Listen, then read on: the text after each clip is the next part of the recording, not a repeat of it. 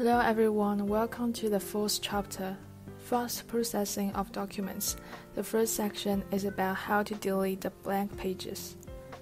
In the process of editing the Word document, sometimes there is still one or more blank pages.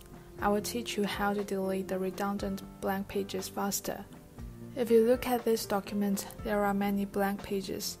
Click the Home menu bar and select Show Hide Editing Mark. Click Show Hide Paragraph Mark. It is found that all blank pages are created by section break. At this time, you can press and hold Ctrl-H to call up the Find and Replace box. Click Find to select Special below. Click Section Break. Then click Replace All and all blank pages will be deleted.